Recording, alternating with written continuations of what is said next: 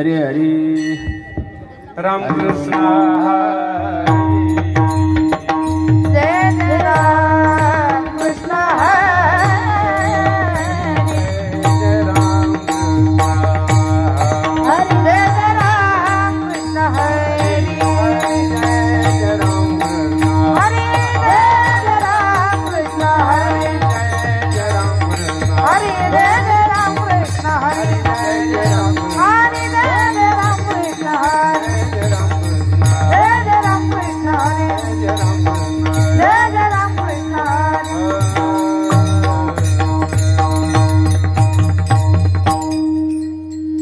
पाहता लोचनी सुख झाले तो बरवा तो माधव बरवा तो माधव बरवा तो माधव रूप पाहता लोचनी सुख झाले होता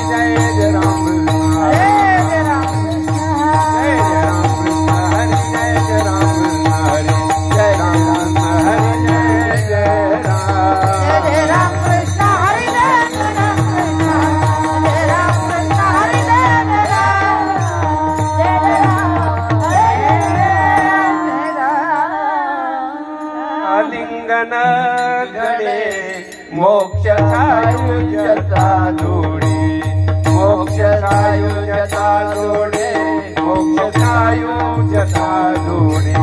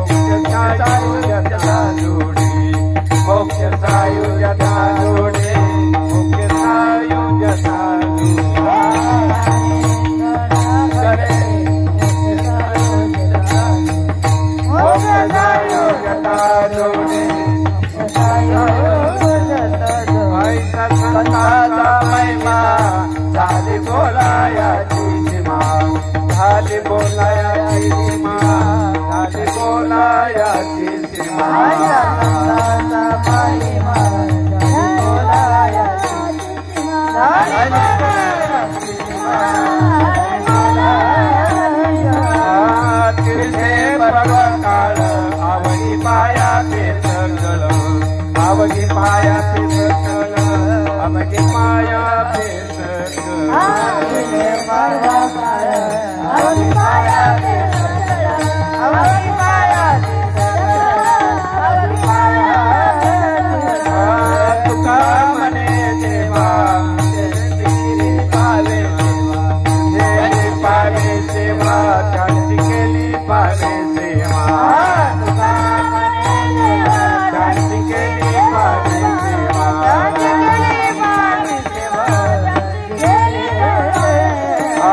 तुका म्हणे देवा त्याची केली पावे सेवा त्याने पावे सेवा त्याची केली पावे सेवा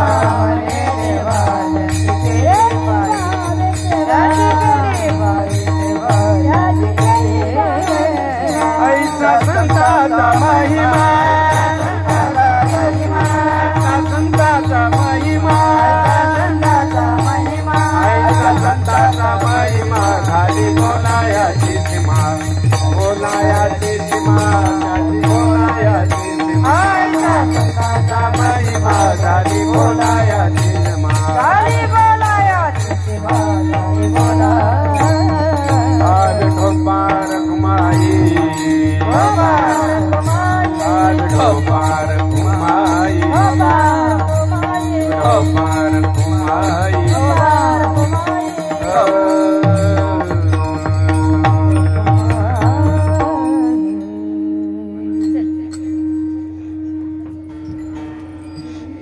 दिनास लावला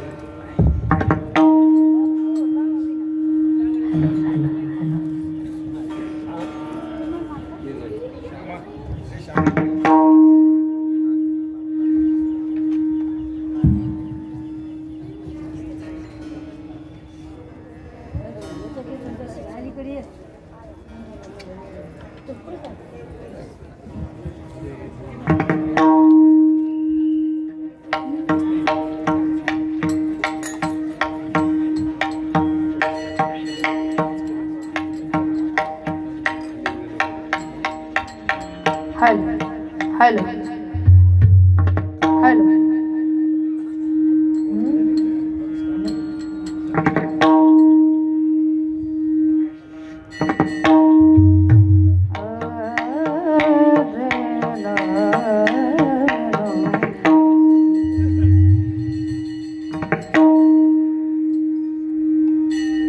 आलिंगन घडे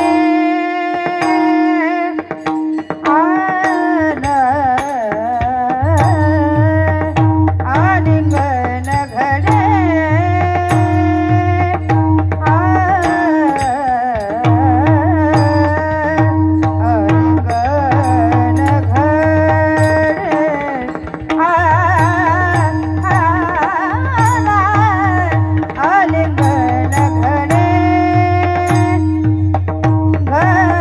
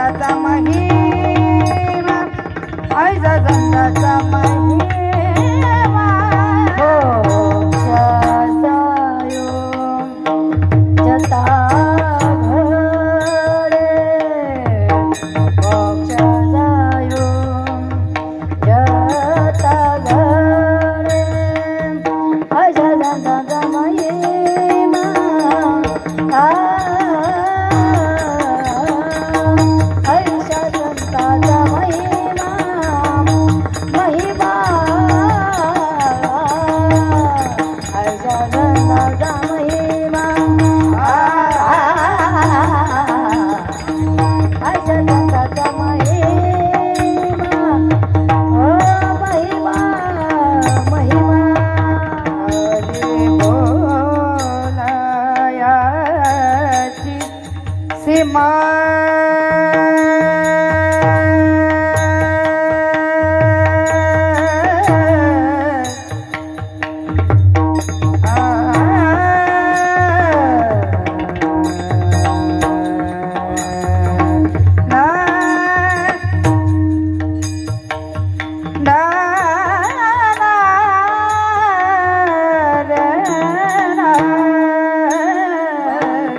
झाली बोला याची सीमा झाली बोला याची सीमा सीमा सीमा सीमा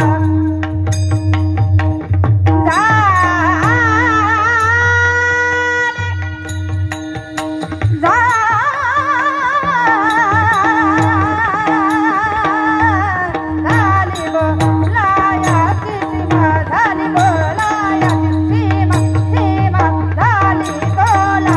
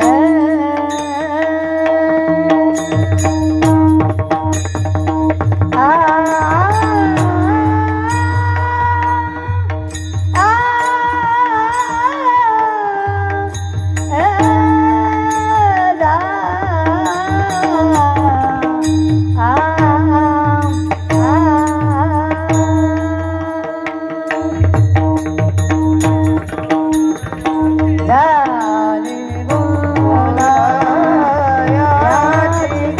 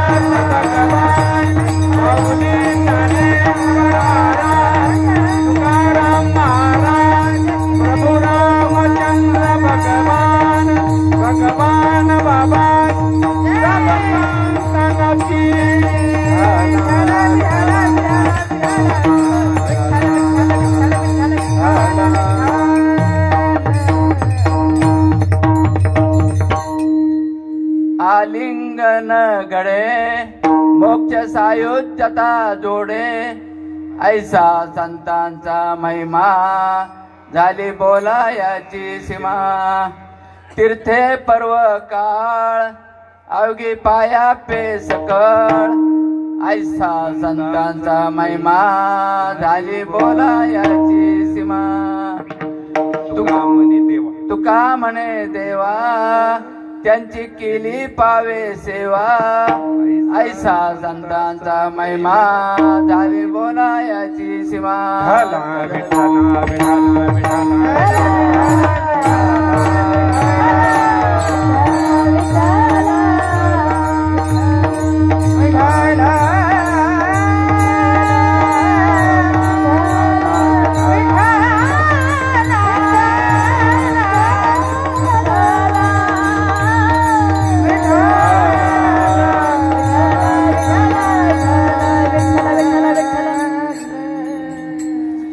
संप्रदायाच्या नियमानुसार प्रथम पांडुरंगाला नमन. पांडुरंगा करू प्रथम नमन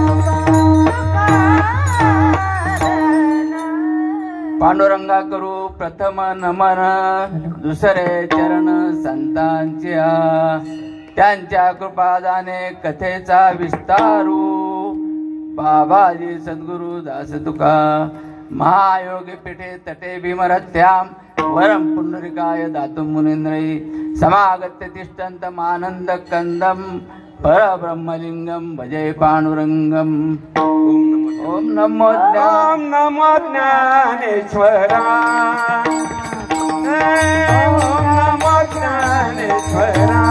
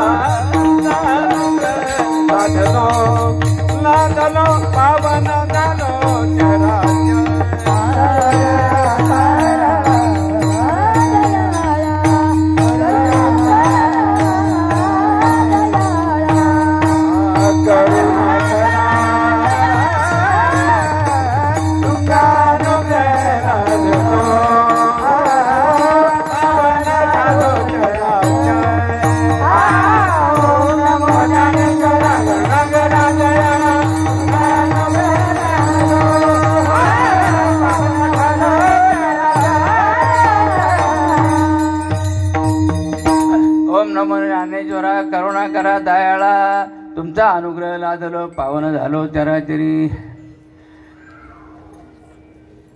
मी कळा कुसरी काहीच न जाणे मी कळा कुसरी काहीच नेणे बोलतो वचने अति भाविका एका जनार्दनी तुमचा दास त्याची आस पुरवावी. आता प्राप्त स्थळी प्राप्त प्रसंगी जीवित मायबाप त्यांच्या समोर सेवेसाठी घेतलेला अभंग महान भक्त संत हृदय सम्राट विश्ववंत महाराष्ट्रभूषण देवचे सुप्रसिद्ध साधू वैराग्याचे मूर्तिमंत पुतळे वारकरी संप्रदायाच्या कळस्थानी विराजमान असणारे पंचम पुरुषार्थ पंचम वेद निर्माते जगाचा संसार सुखाचा व्हावा म्हणून स्वतःच्या संसाराची आहुती देणारे जगद्वंद्य जगत मान्य हिंदवी स्वराज्याचे संस्थापक राजाधिराज छत्रपती श्री शिवाजी महाराजांचे आद्य गुरु ज्ञानेश्वरी महान तत्वज्ञ राजाधिराज महान तत्वज्ञ श्री संत तुकाराम महाराज यांचा 4 चरणाचा संतपर असणारा अभंग सेवेसाठी घेतलेला आहे.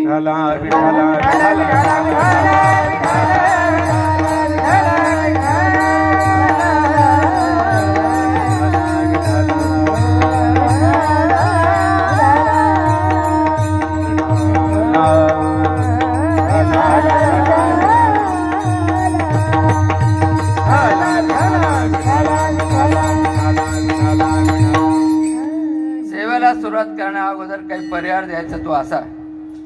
महिला अखंड हरिनाम सप्ताह या सप्ताहात साधू संतांचे आशीर्वाद स्वामी प्रकाशानंद सरस्वती महाराज महंत मीराबाई आई साहेब स्वानंद सुकनाशी श्री संत चंपामाई महाराज ब्रह्मभूत महंत स्वामी सागरानंद सरस्वती श्री संत भगवान बाबा श्री संत वामन भाऊ हरिभक्तपरायण आचार्य वेदांत वाचस्पती जगन्नाथ महाराज पवार भागवताचार्य सद्गुरू अशोकानंद महाराज कर्डिले महंत डॉक्टर नामदेव शास्त्री न्यायाचार्य स्वानंद सुकनिवासी एकनाथ महाराज चव्हाण ब्रह्मीभूत जय शिवबाबा दारणा सांगवी आणि कैलासवासी विश्वनाथ शंकर घुगे जे आपल्या संस्थेचे संस्थापक आहेत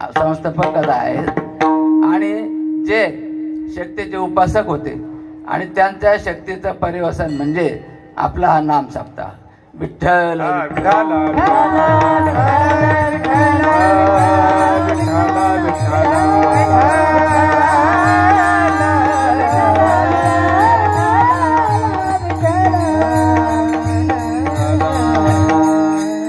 सेवेला सुरुवात करण्या अगोदर मला काही माऊलींच्या ओव्या आपल्या पुढे प्रस्तुत करायच्या आहेत की ज्याच्यातून तुमच्या लक्षात येईल की माझी भूमिका काय आहे.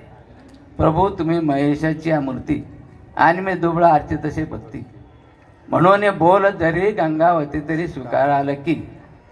माझी स्वतःची अशी धारणा आहे की माऊली म्हणतात, माऊली ज्यावेळी ज्ञानेश्वरी लिहित होते सांगत होते लिहून घेत होते त्यावेळी ते म्हणतात प्रभू तुम्ही महेशाची मूर्ती. श्रोतृवर्गाला ते म्हणत होते तुम्ही प्रत्यक्ष शंकराच्या मूर्ती आहात.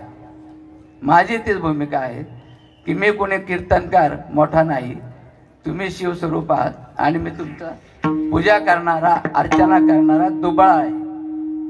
आणि मी इतका दुबळा आहे की मी बेल सुद्धा आणू शकत नाही.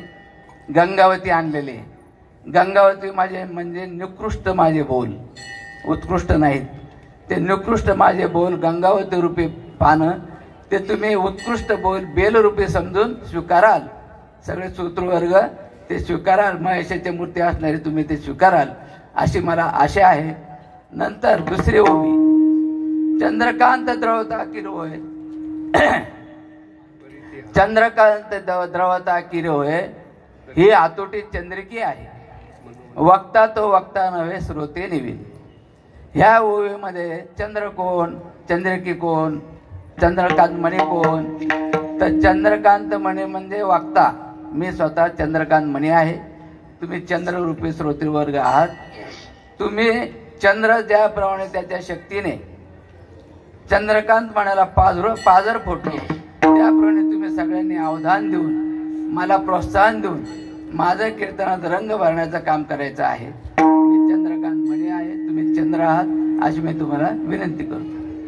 रंग जर भरला नाही तर मी जबाबदार नाही, कारण तुमची ती किमया आहे. मी मात्र मणी म्हणून पाजरणारे मणी म्हणून उभा आहे. तिसरे ओवी तरी न्यूनते पुरते अधिक ते सरते करून घ्यावावे हे करून घ्यावा हे तुमते विनवित असे. असंच मला कीर्तनामध्ये सगळ्यांनी सहाय्य करायचंय. कुठं शब्द थोडा कमी राहील, कुठं जास्त होईल, न्यून असेल, कमतरता असेल तिथं तुम्ही भर टाका. आणि जिथं कुठं मी अधिक काहीतरी बोलेल अवाजवी चुकीचं ते तुम्ही गोड करून घ्या. विठ्ठल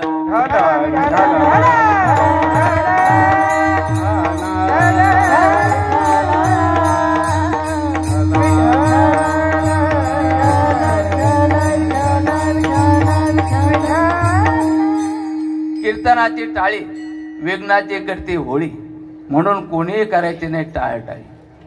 जो करेल टाळाटाळी त्याला यम कवटाळी, यमाने कवटाळू नाही म्हणून वाजवा आता टाळी.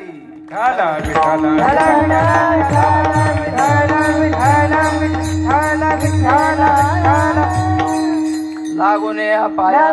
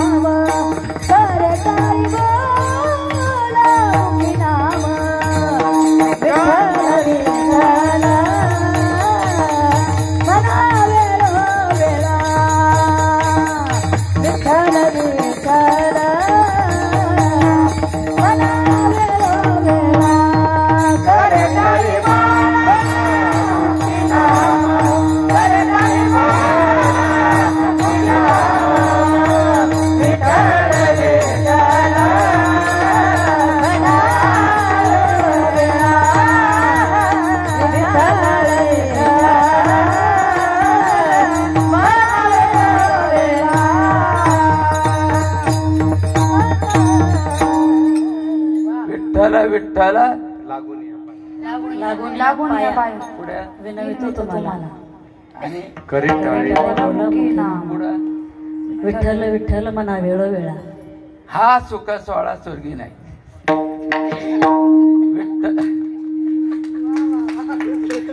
हा सुख सोहळा स्वर्गी नाही.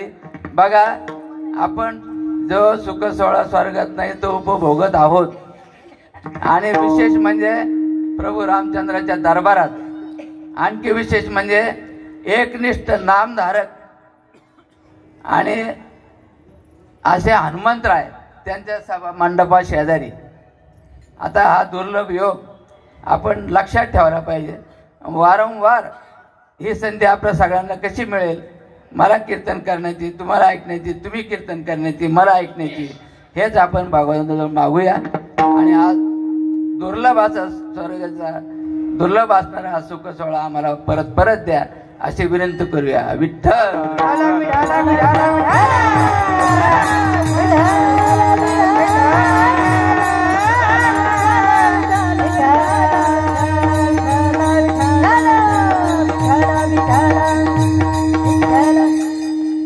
आता अभंग जगद्गुरु तुकाराम महाराजांचा आहे. ह्या अभंगामध्ये जगद्गुरु तुकाराम महाराज काय सांगतात ते थोडक्यात मी शब्दार्थ सांगणार आहे तुम्हाला. पहिल्या कडव्यामध्ये काय सांगितले? आलिंगन घडे मोक्ष सायुज्यता. कोणाचं आलिंगन? संतांचं आलिंगन. बर काय होईल? सायुज्यता मुक्ती मिळेल. बर मग काय झालं विशेष त्याच्यात? तर त्याच्यात हेच विशेष आहे की हा संतांचा महिमा आहे. हे दुसरं चरण. संत मोठे, संत मोठे, संत मोठे. कशाने मोठे? की त्यांचं आलिंगन जर साधकाला प्राप्त झालं तर त्याला सायुज्यता मोक्ष मिळतो. बर मग एवढाच का संतांचा महिमा? नाही. तिसऱ्या चरणात सांगतात तीर्थे पर्व काळ अवघे पाया पे सक. त्यांच्या पाया पे म्हणजे पायावर सगळे तीर्थ आणि पर्व काळ असतात. नुसते असत नाही, सदोदित असतात. आपण जिथं कुठं तीर्थाला जाऊ ते कुठंतरी एक दिवशी असतात, एका ठिकाणी असतात. सगळे तीर्थ एका ठिकाणी नाहीत. पण ह्या महात्म्यांचं एवढं मोठं महात्म्य आहे की सगळे तीर्थ त्यांच्याच पायाजवळ. सदोदित. बर, आणखी काय? आणखी असं आहे की ते तीर्थ पर्व काळ इतके श्रेष्ठ आहे की ते जे तीर्थ आहेत ना त्यात इतर तीर्थांचा मलिनता येते. आपण पापी लोकांनी जर त्याच्यात स्नान केलं तर त्या तीर्थाला मलिनता येते. पण संतांजवळ जे तीर्थ आहेत ते कधीच मलिन होत नाही. उलट तीर्थाची मलिनता घालवण्याचं सामर्थ्य त्यांच्या पायात आहे. म्हणून संताचे अंग लगे, संताचे अंग लगे पापाचे जिन्ने गंगे. मी असंच करणार आहे तर तुमचं लक्ष राहील, नाही तर झोप काढाल तुम्ही. मला ते आज येत नाही काही. तुम्ही जागे राहिले पाहिजे म्हणून मी मध अडखळत कीर्तन करणार आहे. मला कीर्तन येत नाही म्हणून सगळ्यांनी तुम्ही शिक्कामोर्तब केलं तरी चालेल. कारण मी आधीच सांगितलं मी दुबळा आहे, तुम्ही महेशाची मूर्ती आहात. आणि मला तुम्ही वागून घेतलं पाहिजे, लक्षात ठेवलं पाहिजे, झोपलं नाही पाहिजे. हा, आता आहे ना शेवटच्या चरणात काय सांगितलंय? तुका म्हणे देवा त्याची केली पाय, त्याची केली तुका म्हणे देवा त्यांची केली पावे सेवा. म्हणजे हे संत इतके मोठे आहेत, इतके मोठे आहेत, इतके मोठे आहेत की त्यांची सेवा केल्यावर ती देवाला प्राप्त होते. आणि या अभंगात तो विषय नाहीये, पण संतांची सेवा देवाला प्राप्त झाल्यावर देव त्यांची सेवा करतो. कोणाची? संतांची. ते आता शेवटचा तो भाग होता, पण सांगून टाकतो. मला किती वेळ कीर्तन करता येईल, माझं भांडवल लगेच संपल का काय मला माहित नाही, म्हणून शेवटचं सांगून टाकतो की एका जनार्दनी पार नाही सुका, एका जनार्दनी पार नाही सुका म्हणून देव भुलला देखा. तो कसा पण काम करून नाही राहिला तर तो देवाची सेवा करणे, देव संतांची सेवा करणे अशा प्रकारचा भाग इथं आलेला आहे. जर संतांची सेवा केली तर देवाला प्राप्त होते. आणि देवाला प्राप्त झालेली सेवा तो त्या संताजवळ इतका आनंद आहे, इतकं सुख आहे की तो भाळून जातो. त्या संताचे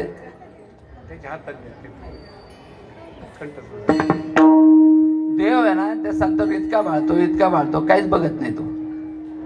आता भाळणं म्हणजे तुम्हाला मी म्हणजे प्रापंचिक गोष्टीतलं भाळणं सांगायची गरज नाही. आपण कित्येक वेळा म्हणतो त्यांनी काय पाहिलं या मुलीमध्ये, कसं काय लग्न केलं, तो भाळला. तसं देव भाळतो संतावर आणि नुसतं भाळत नाही, त्याची सेवा करतो. आणि एका कोपऱ्यात उभा राहतो हात जोडून की मला काहीतरी सेवा सांग. ते संत सेवा सांगत नाहीत. स्वतः भगवंत 36 वर्ष नाथ बाबाच्या घरी काम केलं.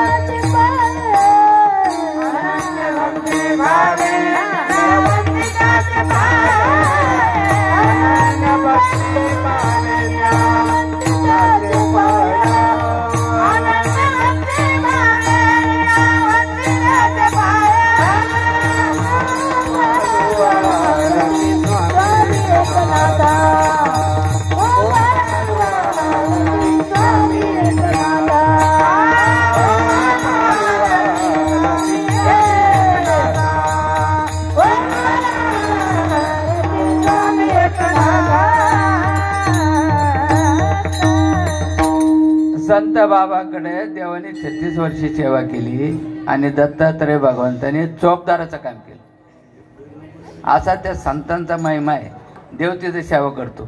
बरं, हे देव तिथे सेवा केल्यानंतर त्या संतांच्या असं लक्षात येतं का की देव माझी सेवा करतो? अजिबात नाही. 36 वर्षात देवाने असं काम केलं संत नाथ बाबाकडे तर त्यांना जाणवण्यात पण झाली नाही की देव माझी सेवा करतोय. संत सेवा घेणारच नाही देवाची.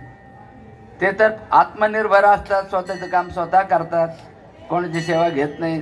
सेवा घेतात ते थोडी शिष्याची घेतात. ते पण काय घेतात? की त्यांना 4 प्रकारची कृपा साधकर करायची असते.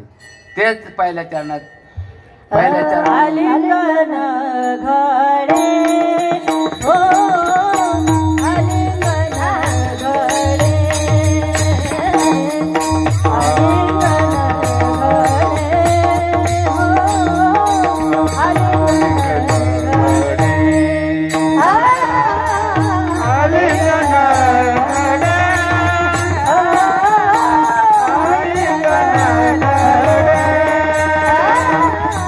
आलिंगन घडे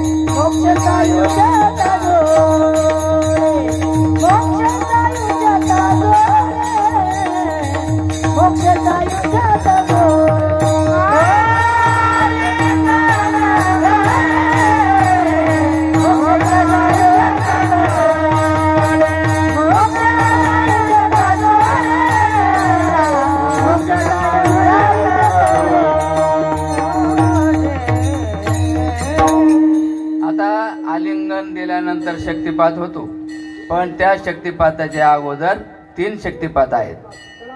एक शब्द शक्तिपात, दुसरा स्पर्श शक्तिपात, तिसरा दृष्टी शक्तिपात आणि शेवटचा आहे आलिंगन शक्तिपात. आता शब्द शक्तिपात कसा करतात? त्याच्यावर जगद्गुरु तुकाराम महाराज अभंग आहे. काय आहे प्रमाण? शब्द 4 शक्तिपात आहे. नाही, शब्द शक्तिपातचं प्रमाण. आम्हा घरी धन बरोबर. शब्दाची चरते आम्हा घरी धन शब्दाची चरते आम्हा घरी धन शब्दाची चरते आम्हा घरी धन शब्दाची चरते आम्हा घरी धन शब्दाची चरते आम्हा घरी धन शब्दाची चरते आम्हा घरी धन शब्दाची चरते आम्हा घरी धन शब्दाची चरते शब्दाची शस्त्रे यज्ञ करू शब्दाची शस्त्रे यज्ञ करू आम्हा घरी धन शब्दाची चरते आम्हा घरी धन शब्दाची चरते शब्दाची दामुच्या जीवाचे जीवन शब्दाची आमुच्या जीवाचे जीवन चित्तराते यज्ञ करू शब्दाची शब्दाची आमुच्या जीवाचे जीवन आमुच्या जीवाचे जीवन शब्दाची आमुच्या जीवाचे जीवन शब्दाची आमुच्या जीवाचे जीवन देवची हा देव शब्दाची गौरव पूजा करू हा संपूर्ण अभंग या ठिकाणी मी प्रमाण म्हणून घेतलेला आहे. आणि हा अभंग इतका उत्कृष्ट आहे की इतर परत कुठल्याही संतांनी ह्या अभंगाचा आशय कुठेही आणलेला नाही, फक्त संत मीराबाईंनी आणलेला आहे. पायोजी महिने पायोजी महिने राम रतन पायो पायोजी राम रतन पायो पायोजी महिने राम रतन पायो पायोजी महिने राम रतन पायो करचन कोटे चोरन लूटे करचन कोटे चोरन लूटे किन किन भरत जाय पायोजी महिने राम रतन पायो पायोजी महिने राम रतन पायो. असा आहे शब्द शक्तिपात डायरेक्ट संत करत नाहीत. आपल्याला पूर्व पुण्याने ईश कृपा असते. ईश कृपेमुळे आपल्याला मानवी जन्म मिळतो. ईश कृपेने आपल्याला थोडासा सत्संग मिळतो.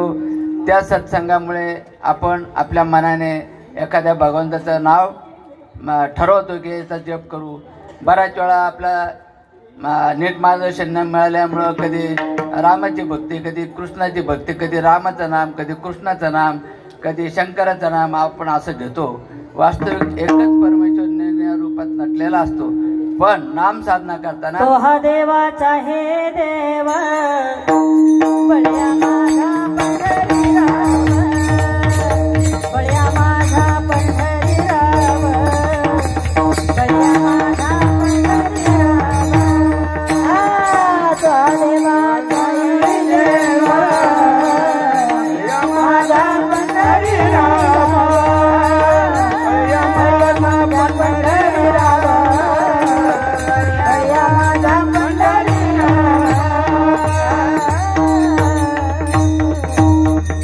तर हा शक्तिपात म्हणजे भगवंताचं नामस्मरण करणे, महावाक्याचा उपदेश मिळणे, आप्तवाक्याचा उपदेश मिळणे आणि तो उपदेश मिळाल्यानंतर मिळालेला उपदेश परत संप्रदायात सांगितल्याप्रमाणे ध्यानधारणा करणे. स्वतः भगवंत अर्जुनाला सांगतात, अर्जुना अरे मी संपूर्ण गीता तुला सांगली आणि तत्त्वमासीचा मी तुला उपदेश केलेला आहे. पण लक्षात ठेव, जर तू संप्रदायात सांगितल्याप्रमाणे अभ्यास केला नाहीस तर काहीही उपयोग होणार नाही. तैसा श्रीगुरु प्रसन्न होय शिष्य विद्याय केलेला आहे परी ते फळे संप्रदाय उपासली या. आता संप्रदाय संप्रदाय संप्रदाय म्हणजे काय? तर तुम्हाला जर श्रीगुरु प्राप्त झालेले असतील तर संप्रदाय काय आहे, आपण काय करायला पाहिजे, आपण कोणाला काय विचारायला पाहिजे का, हे सगळं सोडून द्यायचं. श्रीगुरु जे सांगतील तसं करायचं. श्रीगुरु म्हणले मार ह्या विहिरीत उडी तर मारून द्यायची, काय मिळलं तर काय होत नाही, कारण परत जन्म मिळतो. आपण मरतो म्हणजे फक्त देह बदलतो. कुठलाही माणूस मरत नाही, तो फक्त देह बदलतो. आणि त्याला प्रमाणे वासांचे जीर्णाने यथा विहाय नवाने गृहाती नरोपराणी तथा शरीराने विहाय जीर्णा न्यान्यानी संयाती नवानी देही. तुम्ही सगळे सर्वश्रुत आहात आणि त्यामुळे फार मी सांगायची गरज नाही. मरण 4 प्रकारचे आहेत. पहिलं मरण दैनंदिन प्रलय. आपण रोज झोपतो, रोज उठतो, म्हणजे रोज मरतो, रोज उठतो. दुसरा मृत्यू आहे नैमित्तिक प्रलय, म्हणजे शरीर जीर्ण झाले, आयुष्य संपत आले, अपघात झालाय, आपण व्यसनामुळं खूप चुकीच्या गोष्टी केल्यामुळं आपलं आयुष्य कमी होतंय, तो येणारा मृत्यू म्हणजे नैमित्तिक मृत्यू. म्हणजे जीव मरतो नैमित्तिक मृत्यूने पण परत जन्म घेतो, मग त्याला मृत्यू म्हणायचं का? नाही. दैनंदिन मृत्यू, रोज झोपतो, रोज उठतो, त्याला मृत्यू म्हणायचं का? नाही. तिसरा मृत्यू त्याला म्हणायचं नियत प्रलय, म्हणजे 4 अब्ज 32 कोटी वर्षानंतर एक कल्प संपत असतो. त्या कल्पांताच्या शेवटी प्रलय होतो. त्या प्रलयाच्या वेळी त्यावेळी उपलब्ध असलेले सगळे जीवजंतू त्यांचा देह टाकला जातो आणि ब्रह्मदेवाच्या विष्णू भगवानाच्या रूपामध्ये सगळेजण आपण निद्रित अवस्थेत जातो. परत 4 अब्ज 32 कोटी वर्षात ते काहीच नसतं त्यावेळेला. त्या कल्पांतात सृष्टी निर्माण होत नाही, काही नाही. नंतर परत सृष्टीला सुरुवात होते. तर हा मृत्यू म्हणजे नियत प्रलय. पण तोही मृत्यू नाही, परत जन्म आहेच. मग खरा मृत्यू कोणता? तर खरा मृत्यू म्हणजे ज्ञान प्रलय.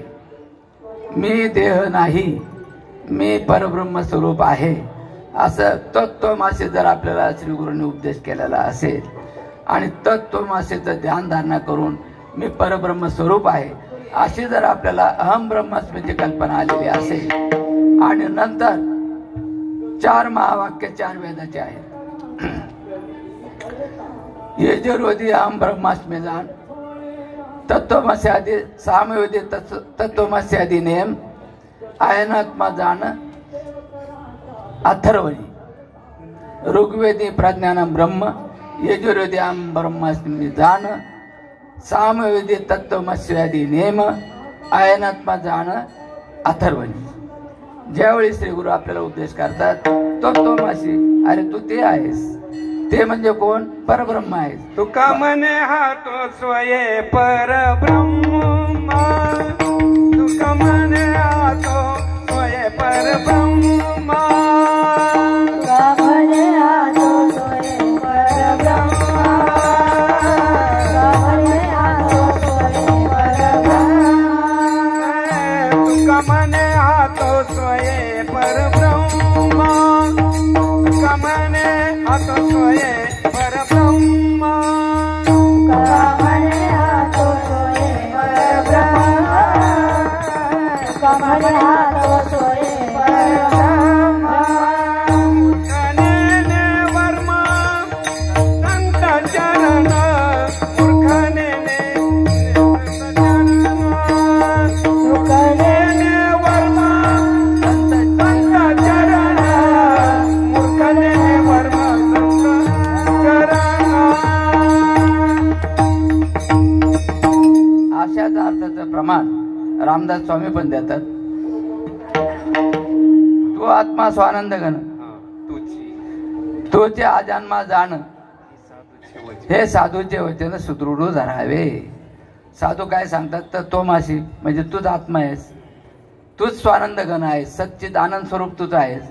हे तर आपल्याला पटत नाही, पण साधूने सांगितलंय ना, मग ते मनात दृढ धरायचं, भावना करायची. अरे मला सांगतात तू परब्रह्म आहे, मी देह नाही, मग मी परब्रह्म आहे, मी म्हणल्यानंतर थोडीशी अशी काही साधना होती त्याची की त्याचे व्यसन कमी होऊ लागतात, वागणुकीत बदल पाहायला लागतो, लोकांनी त्रास दिला तरी सहनशीलता वाढते.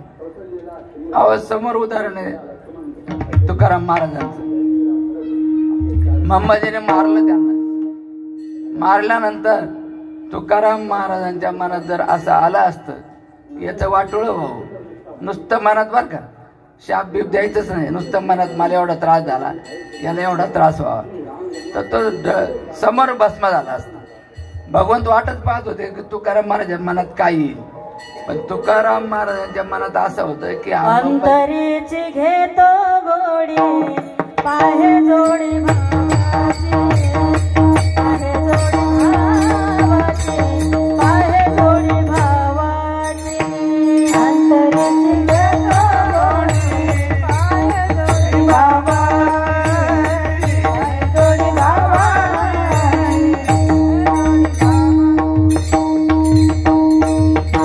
तर तुकाराम महाराजांनी अंबाजीला दोष नाही दिला, देवाला दोष दिला. तो अभंग आहे की देवा मला किती त्रास होतोय, देवाला तो त्रास सांगितला, त्याची जबाबदारी देवावरच टाकली, अंबाजीवर नाही टाकली. अंबाजीवर टाकले असते तर अंबाजीला शाप लागला असता, अंबाजीचं तर जळून खाक झाला असता. दुसरं एक उदाहरण आहे नाथबाबांचं. त्यांच्या अंगावर यवन 108 वेळा अंगावरी तुकाला प्रसाद, देऊनी मुक्त केला, देऊनी मुक्त केला प्रसाद, देऊनी मुक्त केला, देऊनी अंगावरी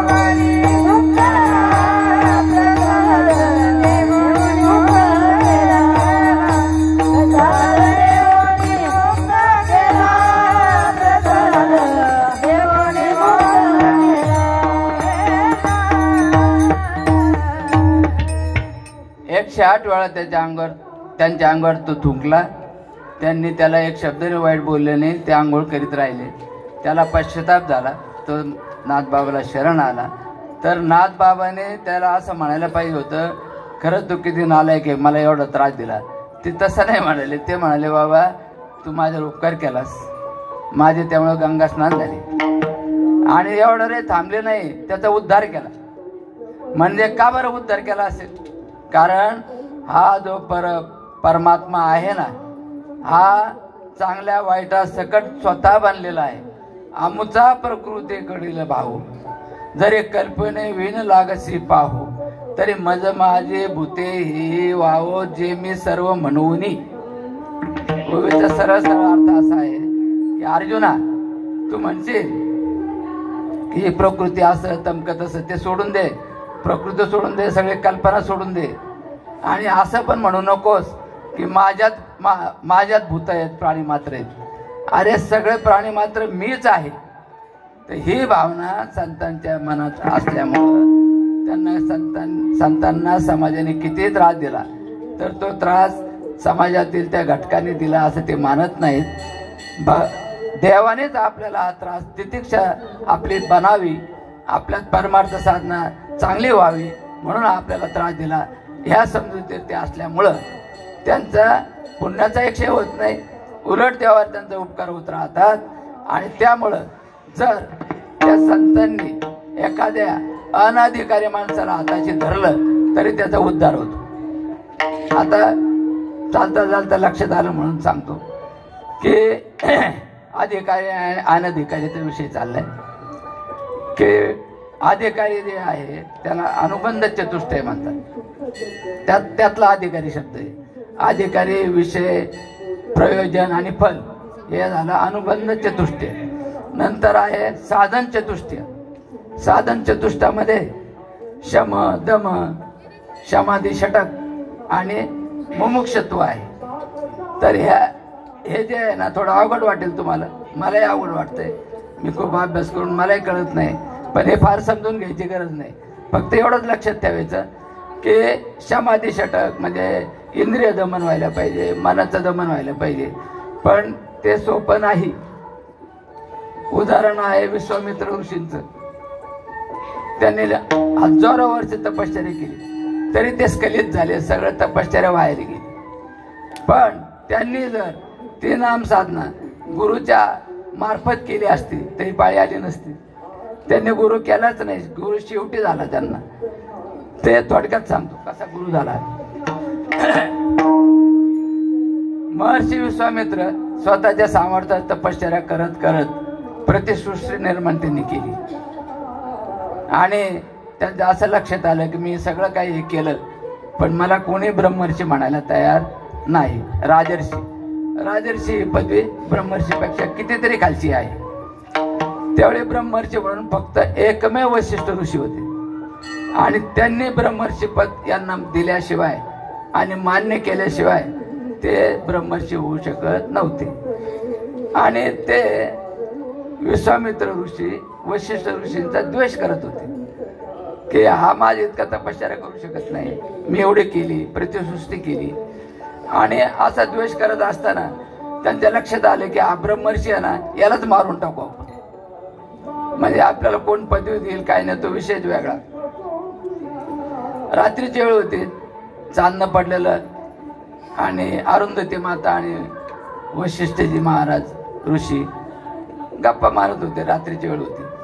आणि झालं काय, त्यावेळेला विश्वामित्राने एक मोठा दगड घेऊन त्यांच्या पाठीमागे येऊन त्यांच्या डोक्यात टाकायचं ठरवलेलं होतं. पाठीमागून आले आणि डोक्यात टाकणार तर त्यांचं संभाषण त्यांच्या कानावर पडलं. संभाषण असं चालू होतं की अरुंधती माता म्हणे, स्वामी हे जे सगळं चांदणं आहे, हे जो सगळा निसर्ग आहे, याची तुलना काही करता येईल का कुठल्या गोष्टीशी? तर ते म्हणे काय नाही करता येणार, जरूर करता येईल. म्हणे तिची तुलना अशी आहे की हे चांदणं, हे सृष्टीतला सगळा परिस्थिती आणि हे जे आपल्याला आल्हाददायक वाटतंय, हे सगळं माझ्या विश्वामित्र ऋषीच्या तपामुळं जी आल्हाददायकता मिळते त्याच्याशी बरोबरी करणारा आहे. म्हणजे विश्वामित्र ऋषींनी वशिष्ठांचे 1000 पुत्र म्हणजे 1000 शिष्य मारले होते आणि ते द्वेष करत होते, शत्रुत्वासारखं वागत होते. आणि त्यांच्याबद्दल विश्वामित्रांच्या बद्दल वशिष्ठांच्या मनात हा विचार होता आणि दगड टाकणार हा विचार ऐकला. दगड मागं टाकला आणि त्यांनी पाय धरले वशिष्ठांचे. वशिष्ठ ऋषींचे पाय धरल्याबरोबर विश्वामित्राला उद्देशून वशिष्ठजी म्हणतात, उठा ब्रह्मर्षी. आणि त्या दिवसापासून त्यांना ब्रह्मर्षी ही पदवी मिळाली. आता तुम्ही विचार करा, जो पाया पडले ब्रह्मर्षी झाले, कुठली साधना अपुरी होती?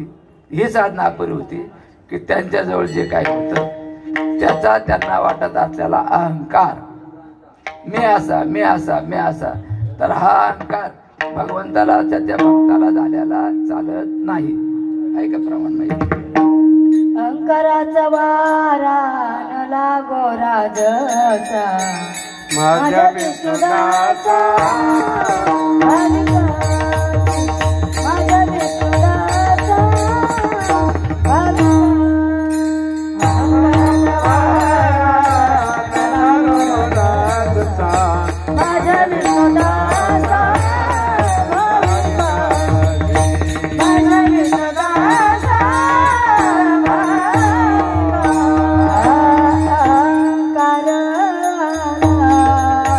तुका म्हणे वाया गेला, तुका म्हणे वाया गेला, तुका म्हणे वाया गेला.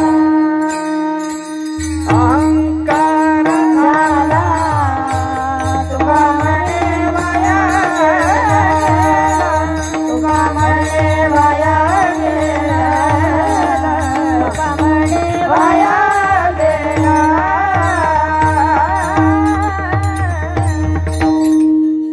आता आपल्याला कळालं अहंकार नाही पाहिजे.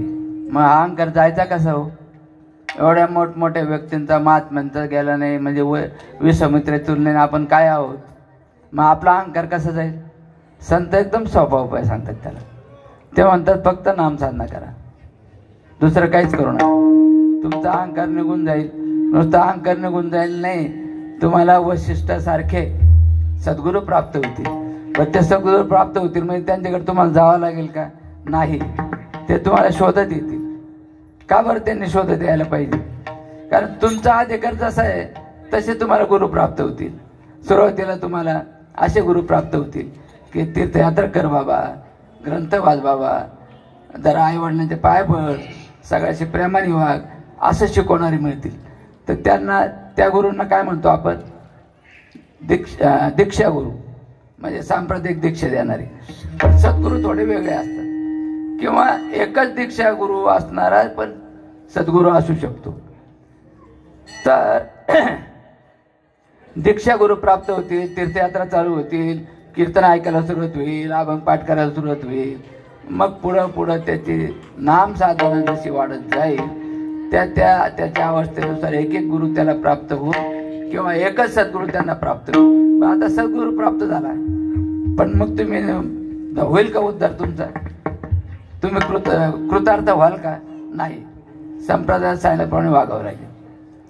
मग अशी मी सांगितलं की भगवंताने अर्जुनाला सांगितलं तशा श्री गुरु प्रसन्न होय शिष्य विद्याही केलेला आहे पण ते फळे संप्रदाय उपासिल्या. हे पटवून द्यायसाठी माऊलींनी काही दृष्टांत दिले. एक दृष्टांत असा दिला, अरे अर्जुन तुझा पूर्वज माहिती आहे तुला? पूर्वज नहुष राजा होता, त्याने 100 यज्ञ केले. 100 यज्ञ केल्यानंतर त्याला त्याचं जे ध्येय होतं इंद्रपद त्या दृष्टीपथात होतं, पण तो भांबावला. नहुषा स्वर्गाधिपती झाला परी राहटे भांबावला, म्हणून भुजंगत्व पावला नेणसी काही. तुला माहित आहे का नाही? तो भुजंग झाला आणि कसा भांबावला? त्याला वाटलं मी आता इंद्र झालो, मग इंद्राची बायको माझी झाली. पण त्या मूर्खाला हे कळायला पाहिजे की अरे तुझी बायकोच इंद्राणी झाली ना, त्या इंद्राणी तुला काय गरज रे? त्या इंद्राणीच्या तू इंद्र झाला, मास्तरची बायको मास्तरीन, डॉक्टरची बायको डॉक्टरीन, तसं तू इंद्र झाले तुझीच बायको इंद्राणी, तिचा काय संबंध आहे तुझा? पण भांबावला तो, कळालं नाही त्याला काय वागावं कसं वागावं. आणि त्या भांबवण्यामुळं त्याचं पतन झालं. तसं अर्जुना मी तुला अनुग्रह दिलेला आहे, पण तू संप्रदायात सांगितल्याप्रमाणे वागलं नाही, म्हणजे मी गुरु आहे तुझा, मी सांगितलं त्याप्रमाणे वागलं नाहीस तर तुझं पतन होईल. आणखी एक उदाहरण दिलं की क्षीरसागर आहे, त्याचं क्षीरसागर समुद्राचं मंथन केल्यानंतर अमृत प्राप्त झालेलं आहे देव आणि दानवाला. तर दानव चुकले, भांबावले, ते त्यांच्या गुरुकडे गेले नाही, गुरुला काही सल्ला विचारला नाही. देव मात्र भांबवले नाही, ते त्यांच्या बृहस्पती गुरुकडे गेले. बृहस्पतीने त्यांना मार्गदर्शन केलं की विष्णू भगवानाकडे जा, त्यांना प्रार्थना करा, त्यांना शरण जा, ते मार्ग काढतील, आणि त्यांना अमृत प्राप्त झालं. तसं श्री गुरु प्रसन्न होय, शिष्य विद्याही केलेला आहे, परी ते फळे संप्रदाय उपासला. एक तर सद्गुरू कळत नाही, सद्गुरू आहेत पण ते आपल्याला सद्गुरू वाटत नाही. वाटले तर ते प्रसन्न होत नाही. का प्रसन्न होत नाही? आपण नीट वागत नाही. आपण आपल्या अहंकाराने त्यांच्याकडे गेलो, नीट नमस्कार केला नाही, ते काय सांगतात ते ऐकलं नाही, ते एक दोन गोष्टी सांगतात, तेच नाही केलं तर पुढचं कशाला सांगतील. म्हणून श्रीगुरु मिळणार नाही तुम्हाला, मिळाला तर तो श्रीगुरु वाटणार नाही, वाटलं तर त्यांनी सांगितल्याप्रमाणे साधना करणार नाही. याला उपाय काय? याला उपाय एकच आहे, आपल्याला जमल तसं भगवंताचं नाम घेणे. त्याचा पुण्याचा साठा झाल्यानंतर ईशकृपा होईल. ईशकृपा झाल्यानंतर शास्त्रकृपा होऊ शकते, किंवा ईशकृपा झाल्यानंतर गुरुकृपा होऊ शकते. ईशकृपा, गुरुकृपा आणि शास्त्रकृपा होईल. शास्त्रकृपा झाल्याने अंतःकरण कृपा होईल. आता अंतःकरण कृपा म्हणजे काय? अंतःकरण ते पटलं पाहिजे की मला हे सगळं मिळतंय, मी हे करायला पाहिजे, ते अंतःकरण कृपा. पुढे श्री गुरु प्राप्त झाले, त्यांच्या आज्ञेप्रमाणे तुम्ही वागायला लागले, तर मग ईश प्रचिती येईल, म्हणजे ईश्वर आहे. ईश्वर असण्याचं ईश्वर आहे कसं कळेल? आपल्याला वेळोवेळी आपण केलेल्या विनंत्या, प्रार्थना तो फलद्रूप करतोय. भल्या त्या प्रापंचिक असो, पारमार्थिक असो, याची थोडी त्याला अनुभूती यायला लागली. नाही, देव निश्चित आहे, तो मला मदत करतो, मी पण त्याची प्रार्थना करतो. प्रार्थना खूप महत्वाची, नामस्मरण खूप महत्वाचं आहे.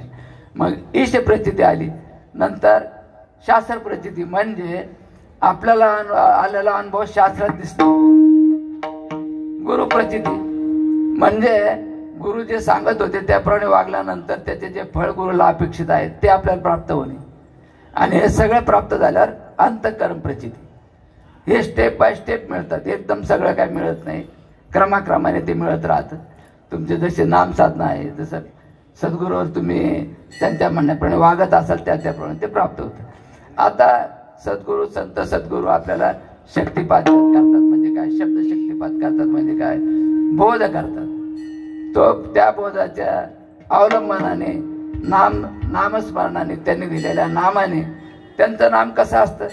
सिद्ध असतं. ते स्वतः ते नाम घेत असतात, त्यांचा तो मंत्र सिद्ध झालेला असतो. आणखी ते नाम कसं असतं? सबीज. त्या नामामुळं तुम्ही मरायच्या आधीच तुम्हाला मोक्ष प्राप्ती होईल, मरायच्या आधीच ज्ञानोत्तर भक्ती प्राप्त होईल, मरायच्या आधीच भगवंत सगळीकडे भरलेला आहे, माझ्यातच नव्हे, मीच ब्रह्म आहे. दृष्टी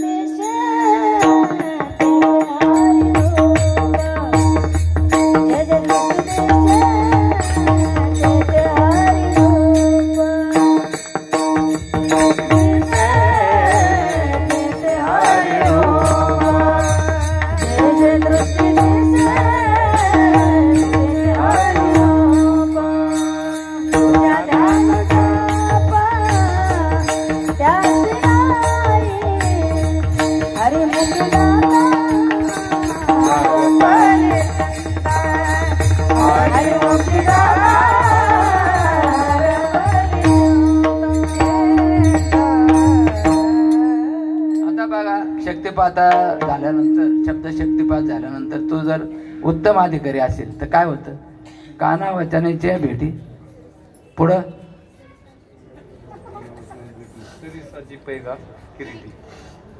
काना वचनाच्या भेटी, सरिसाचे किरीटी, कवणी एकी जो. तो जो आहे ना, उत्तम अधिकारी जो असतो ना, तो शेवटच्या अवस्थेपर्यंत पोहोचलेला असतो. त्याचं जर तुम्हाला ती अवस्था सांगायची ठरली तर अशी आहे की एखादा दगड आपल्याला फोडायचा आहे आणि त्या दगडावर आपण 100 हातोडे मारले तर फुटतच नाही आणि शेवटी एक मारला लगेच फुटला. तसं फक्त सद्गुरूने त्याला बोध करायचा राहिलेला आहे, त्याचा आवरण दोष राहिलेला आहे, मल दोष गेलेला आहे, विक्षेप दोष गेलेला आहे. मल म्हणजे पाप वासना, विक्षेप म्हणजे मनाची चंचलता आणि आवरण म्हणजे परब्रह्म वस्तू तो स्वतः आहे, इतरही परब्रह्मकार आहेत आणि ते कळण्याचं कारण त्याच्यावर मायाचा पडदा आहे. माया म्हणजे काय? जी नाही ती माया. मा म्हणजे नाही, या म्हणजे जी नाही ती माया. पण तिथं आपल्याला खरी वाटते. मग ती खरी वाटण्यासाठी काही सद्गुरू काही गोष्टी सांगतात. आमचे गुरु महाराज सांगायचे मला, चित्रास वाटे मज भिंत जावा. ते म्हणतात जे चित्र आहे भिंतीवर काढलेलं ते चित्र म्हणतं मला भिंत दाखवा. आता त्याला कशी भिंत दाखवायची? तो चित्रावरच आहे, चित्र त्या भिंतीवरच आहे. चित्रास वाटे मज भिंत जावा, तरंग तृषार्थ माग तसे पाणी, तसे जीव ब्रह्मी भुलले तर प्राणी. चित्रास वाटे मद भिंत दावा, सुगंध म्हणे मद वास लावा. तरंग तृषार्थ माग तसे पाणी, तसे जीव ब्रह्मी भुलले तर प्राणी. चित्र म्हणतं मला भिंत दाखवा, ते भिंत म्हणजे चित्र आहे, त्याच्यावर फक्त कलर दिला म्हणजे ते चित्र झालं. आणि सुगंध म्हणतो मला सुगंध लावा, कुठून सुगंध आणून लावायचा. आणि तरंग म्हणजे पाण्यावरचा तरंग, पाण्याचा एक छोटासा भाग, ते म्हणतं मला तहान लागली.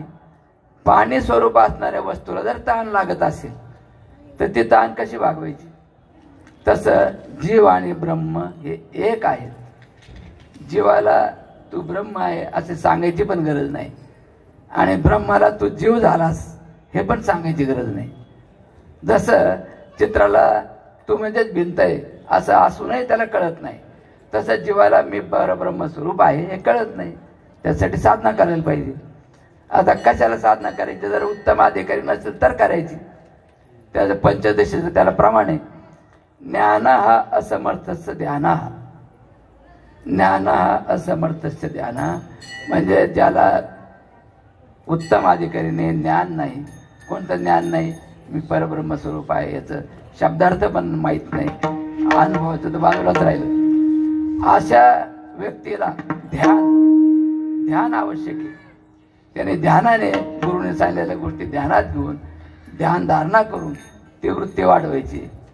ज्ञाना समर्थस्य ध्याना, अनुभूते अभाव अपि असत ब्रह्मास्मी म्हणजे तुला अनुभव नाही तू ब्रह्म आहे म्हणून, पण तू म्हणायचं अहम ब्रह्मास्मी अहम ब्रह्मास्मी. मग होईल काय? त्याचं नाथ बाबा त्यांच्या ओवीमधून सांगतात, भिंगुटे किटिके ते धरी, कोंडी भिंती माझिले घरी, ती मरण भय ध्यान करी निरंतर भ्रमरीची. एक भिंगुरटे असते आणि त्या एका आळीला टोचा मारते. ते आळी म्हणजे वेगळी आणि भिंगुरटे वेगळी. त्या आळीला पंख पडायचं काही कारण नाही, वेगवेगळ्या जातीचे वेगवेगळे 2 किडे असतात. पण हे भिंगुरटी त्याला टोचून त्या आळीला ती भिंगुरटी सतत दिसायला लागते. त्याचं ध्यान तयार होतं, तिला ध्यान लागतं ते भिंगुरटीचं. आणि भिंगुटे किटिके ते जरी, कोंडी भिंती माझेले घरी, ती मरण भय ध्यान करी निरंतर भ्रमरीचे. तेने तीव्र जाणे ती किटिकी, होऊन ठाके भिंगुरटी, गगना चढे उठा उठी, प्रत्यक्ष दृष्टी देखीजे. आता इथपर्यंत आपल्या लक्षात आलं की ती भिंगुरटी होती, तिला टोचा मारायची, ती आळीचं पुढं ध्यान झालं आणि ते ध्यान झाल्यामुळे ती भिंगुरटी होऊन गेली. आता हे उदाहरण जे दिलेलं आहे हे उदाहरण जीवाचं दिले, 2 वेगवेगळ्या जातीचे. पण नाथबाबा म्हणतात हे उदाहरण मी तुम्हाला थोडं कळायसाठी दिले. पुढचं ऐका. भगवत ध्यान नोहे तैसे, ध्याता भगवत रूपाची असे, ध्याने भ्रम मात्र नासे, अनायासे तद्रूप. तुम्ही अनायासे भगवंताशी जोडलेले आहात, तद्रूप आहात, पण तुम्हाला झालाय भ्रम. कुठला भ्रम झाला? मी देह आहे, मला बायका मुलं आहेत, मला मुलं बाळं आहेत, मी आनंदी आहे, मी दुःखी आहे, मी पुरुष आहे, मी स्त्री आहे. स्त्री पुरुष भाव तर किती मोठा आहे. तू स्त्री मी पुरुष, तू चांगला मी वाईट, पण हे सगळं भगवंत नटलेलं आहे. आणि तेच आपण धरून ठेवल्यामुळं आपल्याला पाप नाही पुण्य नाही, आपण मुक्त आहोत. मुक्त होता परी बळे झालाशी बद्ध. केवनिया छंद माझे माझे माझे माझे केवनिया छंद माझे माझे माझे केवनिया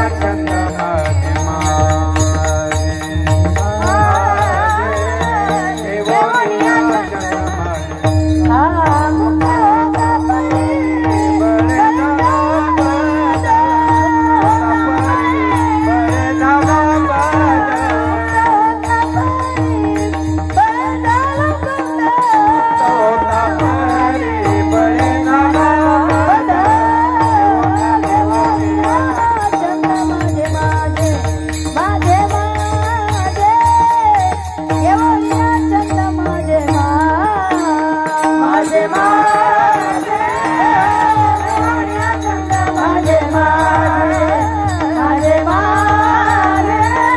केवनिया छंद माझे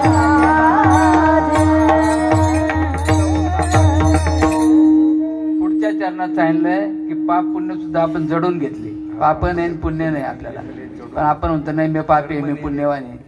ते जडून घेतलं आपण, मनात ठाम समजूत करून घेतली मी फार पुण्यवानी, मी हे अनुष्ठान केलं, मी ते अनुष्ठान केलं, आणि मी फार पापी हे वाईट वागलो. ते आपल्याला नाही, त्याचं फळ ते शरीरच भोगत असतं. आपण कोणत्याही क्षणी मुक्त होऊ शकतो. पापाने पुण्याने आपल्याला काहीच परिणाम होऊ शकत. एक छोटीशी गोष्ट सांगतो. एक भाविक भक्त होता, भगवंताचा नामधारक होता, आणि खूप भगवंताची भक्ती करायचा. इतकी भक्ती करायचा आणि त्याचं एवढं सामर्थ्य होतं की नारद महर्षीचा आणि त्यांचा संवाद चालायचा. याच्यावर आपण समजू शकतो नारद महर्षी आपल्याला अजून भेटले नाही आणि भेटायची सूत्रम शक्यता वाटत नाही, पण त्याला भेटत होते. मग त्यांनी नारदांना सांगितलं, नारदजी माझी एक विनंती, तुमची देवाची नेहमी भेट होत असते, देवाला एक शब्द विचारून घ्या, मी एवढी भक्ती करतोय, नामसाधना करतोय, आणि मला कधी उद्धार होईल, मला देव कधी प्राप्त होईल, त्यांची भेट कधी होईल. नारद महर्षी म्हणले काय हरकत नाही, विचारतो, आमची होतच असते भेट. त्या अवकाश देवाची त्यांची भेट होते आणि देवाला ते सांगतात असं असं मृत्यू लोकात तो माणूस आहे, अमक्या ठिकाणी येत असं ते, आणि त्याची अशी इच्छा आहे की तुम्ही त्याला सांगावं त्याचा उद्धार कधी होईल, तुमची त्याची भेट कधी होईल. ते म्हणे तो आहे ना माझं नाम घेतो त्या पिंपळाखाली, त्या पिंपळाचे जे पानं आहेत ना त्या पाना इतकं त्यांनी जर जन्म घेतले तर आणि माझी भक्ती केली तर मी भेटेल. भेटायची शक्यता नाही म्हणले, भेटेल. ते निरोप देऊन टाकला नारद महर्षीने. ते असं बोलले बाई पिंपळाखाली तू करतो ना साधना, तर हे सगळं पिंपळाचे पानाचे संख्ये इतके तुला जन्म हे घ्यावे लागतील आणि भक्ती करावी लागेल. हे कळल्यानंतर त्याला इतका आनंद झाला, इतका आनंद झाला, तो नुसतं जे भगवंताचं नाम साधना चालू ठेवली त्याने करायला उड्या मारून की ब्रह्मानंदच झाला त्याला. कारण मी सांगितलं मोले मदिरा काय तो मोले मदिरा काय तो उडे नाचे गाये, जो ब्रह्मानंद प्याला आहे तो केवी राही निवांत. थोडा इतका आनंद झाला तर निवांत राहत आहे ना, कोणाला काही बोलायचं नाही, आपलं नामस्मरण चालूच. आणि त्याचा परिणाम असा झाला की भगवंत स्वतः तिथं अवतीर्ण झाले. त्याचे तुझी काय इच्छा आहे ते त्यांनी प्रगट करून विचारलं आणि उद्धारही झाला त्याचा. भगवंताने सामावून घेतलं स्वतःमध्ये, सायुज्यता मुक्ती मिळून गेली. नंतर नारद महर्षींचे लक्षात आले की मला म्हणतात त्याला एवढे जन्म घ्यावा लागेल, आणि ह्याचं तर मी त्याला सांगितलं तो असं आनंदाने देहभान विसरून गेला. देहभान विसरून त्याला देवाची प्राप्ती बंद झाली. देवाला विचारलं देवा तुम्ही असं का खोटं बोलले? अरे बाबा मी खोटं नाही बोललो, ही जी अवस्था आहे हे कोणाला कधी मिळेल हे मला खरं सांगता येत नाही, पण त्याची जे पूर्वीची अवस्था होती त्या अनुषंगाने मला वाटलं याचे अनंत जन्मायला घ्यावं लागतील, पण ह्याच जन्मात त्याला मी भेटेल ह्या एका वाक्याने म्हणजे देव भेटणार याचा त्याला एवढा आनंद झाला, एवढं नामसाधनात तो गर्क झाला की देवाला यावं लागलं. तसं आपली जी साधना आहे त्या नामसाधनाच मुख्य. ही जर आपली नीट ठेवली आपण नेटाने तर आमचे गुरु महाराज म्हणायचे तुम्हाला पुढचा जन्म घ्यायची, साधना करण्यासाठी जन्म घ्यायची गरज नाही. याची दी पुढं याची डोळा झोपले का? भोगमुक्तीचा हा, याची देही याची डोळा भोगमुक्तीचा सोहळा. तर आता आपण शब्द शक्तिपाताचा सगळा वेळ चाललाय. त्याच्यानंतर दुसरा शक्तिपात आहे स्पर्श शक्तिपात. स्पर्श शक्तिपातचं उदाहरण जर द्यायचं ठरलं तर ज्ञानेश्वर महाराजांनी रेड्या मोखी वेद बोलविला, वेद बोलविला, कर्मात विजाचा हरविला, शांती रूपे प्रगटला ज्ञानोबा माझा, ज्ञानोबा माझा, ज्ञानोबा माझा. साधका समाय बाप करुणे हरे ताप, सर्वभूती सुखारूप ज्ञानोबा माझा. साधका समाय बाप करुणे हरे ताप, सर्वभूती सुखारूप ज्ञानोबा माझा, ज्ञानोबा आता स्पर्श शक्तिपात तुकाराम महाराजांचा अनुभव आहे. मस्तिक तो जाणार ठेवला कर सापडेल काय हो. सपनविले वाटे जाता गंगा स्नाना, सापडविले वाटे जाता गंगा स्नाना, मस्तकी तो जाना देवीला कर, मस्तकी तो जाना देवीला कर, मस्तकी तो जाना देवीला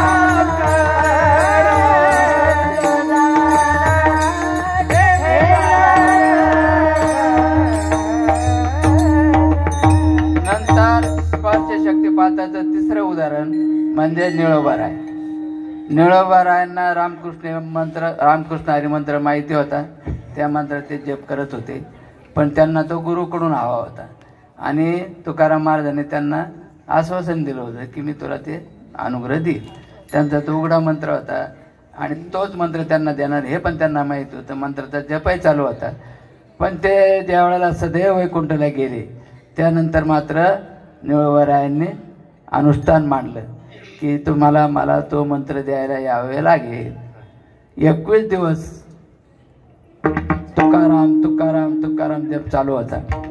21 दिवसांनी भगवंताला दया आली की अरे रे किती याचं हे चाललंय आणि तुकाराम महाराज किती म्हणजे दुर्लक्ष करताय त्याच्याकडं.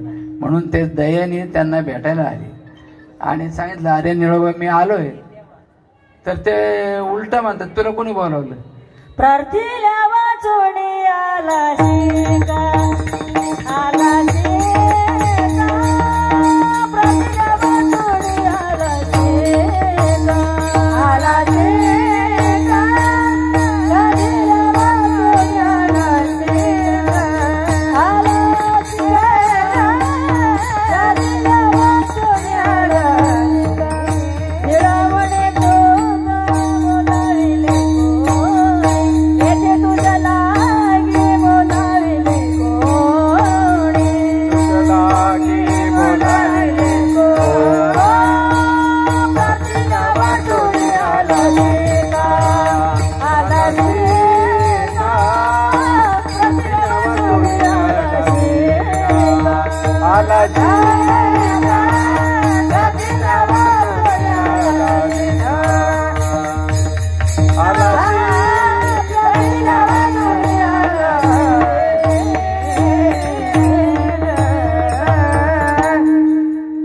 तर तुकाराम महाराज 21 दिवसाच्या त्यांच्या तपश्चर्याने आले नाही नाम साधण्याच्या. देव आले. देवालयाने मागं पाठवलं. देवाला असं नाही म्हणलं की तुकाराम महाराजाला पाठवा किंवा काय.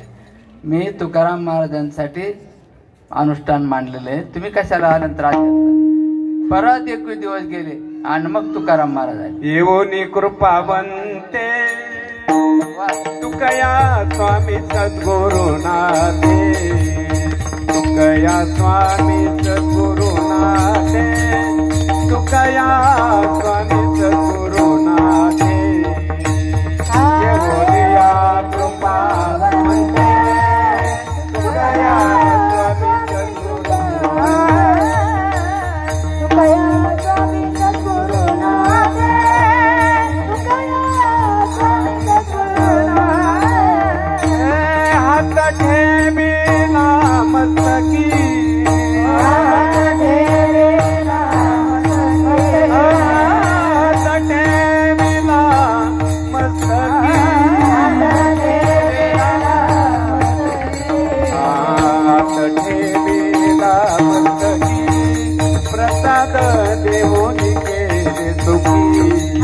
प्रसाद देवोनी केले सुखी, प्रसाद देवोनी केले सुखी. हात ठेवी नामसखी, प्रसाद देवोनी केले, प्रसाद देवोनी केले सुखी, प्रसाद देवोनी केले सुखी. असे निळोबाराय जे देवाला सुद्धा म्हणाले तू निघून जा, मला गुरु पाहिजे. गुरुची प्राप्ती झाली, पुढे त्यांची साधना झाली, ते संत पदावर आरूढ झाले आणि गुरुपदावर आरूढ झाले. त्यांचा अनुभव पुढे ऐका. त्यांचा अनुभव असा आहे,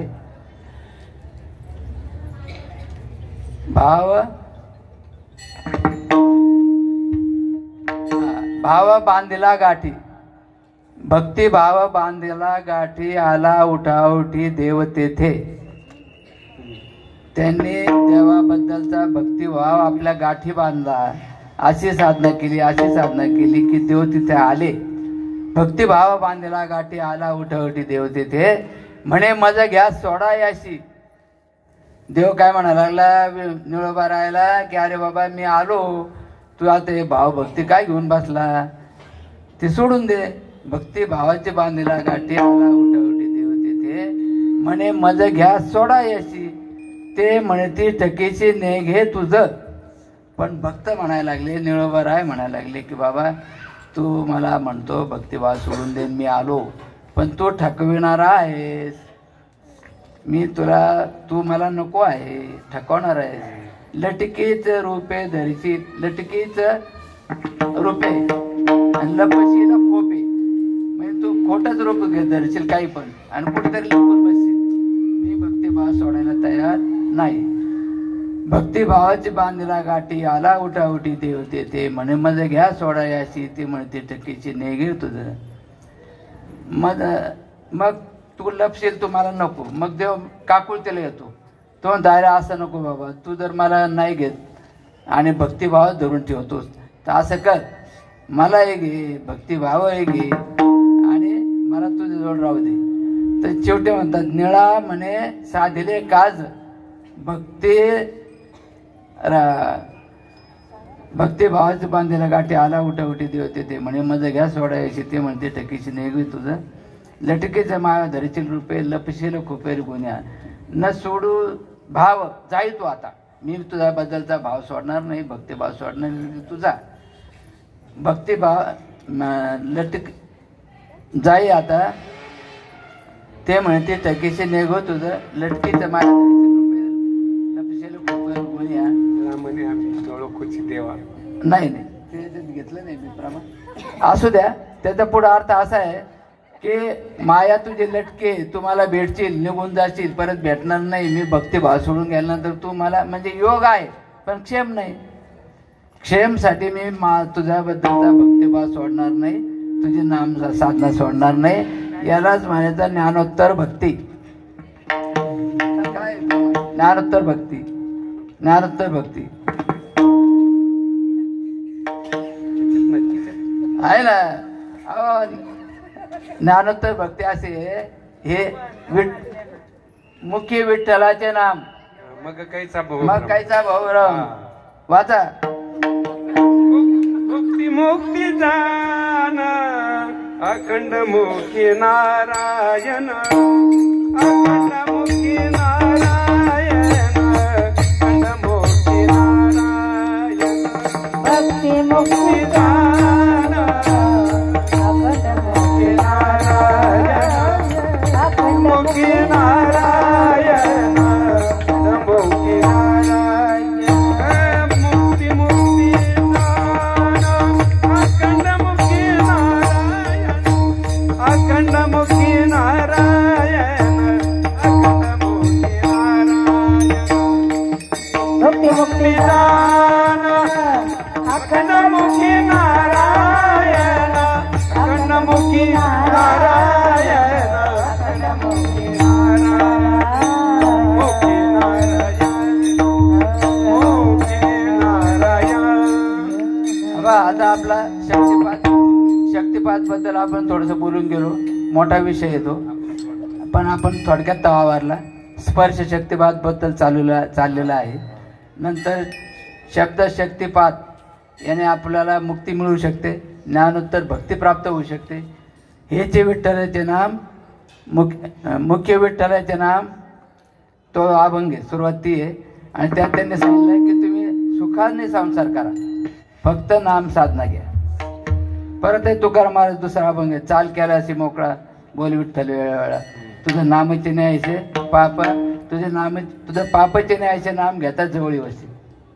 पंचपातकाच्या कोडे नामे जळते न लगे घडी. मग तो साधक काय म्हणतो, एक साधक महाराजांकडे जातं आणि तो म्हणतो, महाराज तुमचं जे सगळं भक्ती भाव ते सगळं चाललेलं आहे ना, एवढं तुम्हाला शक्य नाही, जमणार नाही. भांडाराला जा ते बायको नंतर भाकरी आणा ते मला माझा संसार काय सोडू शकत नाही. त्याने जा तुला सगळं मोकळं करून टाकलं मी, काहीच करू नको. चाल केलाशी मोकळा बोल विठ्ठल वेळ, फक्त वेळोवेळा विठ्ठल विठ्ठल म्हण. तेवढे मी फार पाप केले, पंचपातक केली. कोणते पंचपातके? 5 पातके. स्थेयम सुरापानम स्थेयम गुरुंगानागमः महंती पातका न्यायी संसर्गच्या पितेस. 4 महापाप आहे, चोरी, दारू पिणे, स्थेयम सुरापानम स्थेयम गुरुंगानागमः आदरणीय व्यक्तीच्या पत्नीकडे कामुक भावनेने पाहणे आणि व्यसन करणे, 4 लोकांच्या संगतीत राहणे, म्हणजे 5 पाप आहे. तर एवढे पाप केलेत महाराज मी. पंचपातकाच्या कोडी आहेत माझ्याकडं. तेवढे असू दे, या पंचपातकाच्या कोडी तू जर विठ्ठल नामस्मरण केलं तर ते जळून जायला घडी सुद्धा लागणार नाही. पुढं तो काय म्हणतो, मी माग खूपच पाप केले हो. ते म्हणतात केली मागे नको राहो तुझे जमान आम्ही आहो. तू किती पाप कर रे, मी तुला जमानी, मी जामीनदारी, तुझा उद्धार होणार. मागे झाले ते पाहू नका. हा, मागे झाले ते नाही नाही, तो दुसरा म्हणे महापातकी पती नाही. हेच मला एवढं पुरवू द्या मग.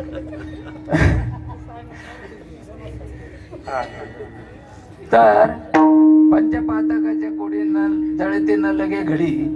आणि तो मी माग खूप केले मागे नको राहावं जमाना आम्ही आहो. पण तो म्हणतो आता तुम्ही हे सगळं सांगितलं, पण मी पाप करतच राहतोय, मला ते कंट्रोल नाही ना, मला संयम नाही. केले तुझं करे तुझं करविती, म्हणजे तू करीत राहा, काय हरकत नाही, पण नाम घे. आणि शेवटचे चरण सांगतात, तू का म्हणे काळा रिग नाही निगती ज्वाळा. तू फक्त नाम घ्यायला सुरुवात कर, तुझे पाप नष्ट होतील. पाप वासना तुझी जात नाही, पापाची कृती तुझी जात नाही, ती पण कर. त्याला दुसरं पण प्रमाण आहे. सनिंदा म्हणजे आपण नाम साधना करत असताना जे दोष आहेत, 10 दोष आहेत ते.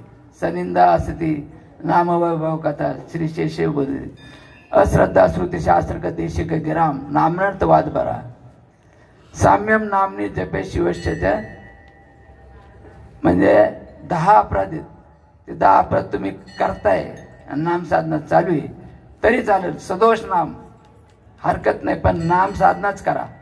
पुढं तुमचे जे 10 दोष आहेत ना ते पण निघून जातील आणि तुमची अशी प्रगती होईल असं भगवान तुमच्याकडे लक्ष देईल की योग्य गुरु तुम्हाला आणून देईल व मार्गदर्शक ठरेल. तर हे झालं आपलं आता शब्द शक्तिपात, स्पर्श शक्तिपात. आता पुढे आहे दृष्टी शक्तिपात. ह्या दृष्टी शक्तिपातामध्ये सद्गुरू त्या साधकाला ह्याच जन्मात त्याचा उद्धार व्हावा म्हणून, त्याच्या साधनेची प्रगती लवकरात लवकर व्हावी म्हणून त्याच्याकडे कृपा कटाक्षाने आली. कृपा कटाक्ष नाळीले कृपा कटाक्ष नाळीले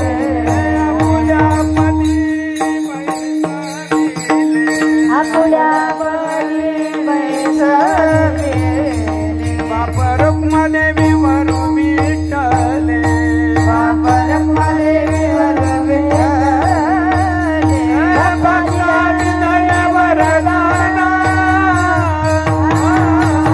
आलिंगनी सुख वाटे आलिंगनी सुख वाटे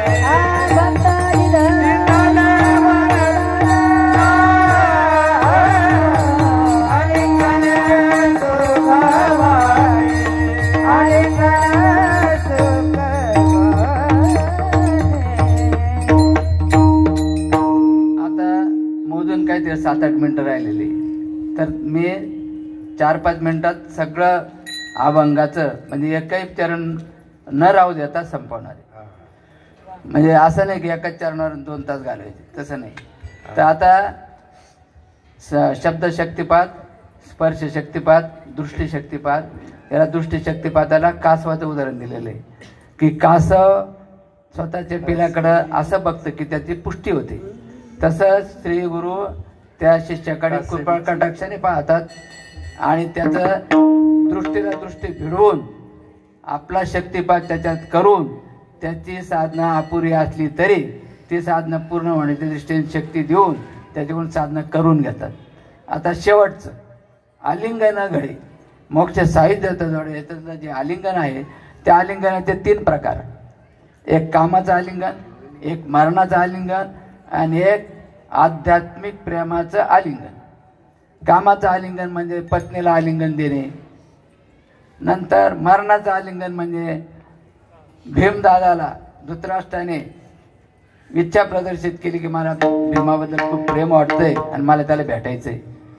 श्रीकृष्ण भगवान जवळ होते, त्यांनी एक लोखंडाचा पुतळा पुढं केला भीमा आहे म्हणून आणि धृतराष्ट्राने त्याला आलिंगन दिल्या त्याचा चक्काचूर झाला.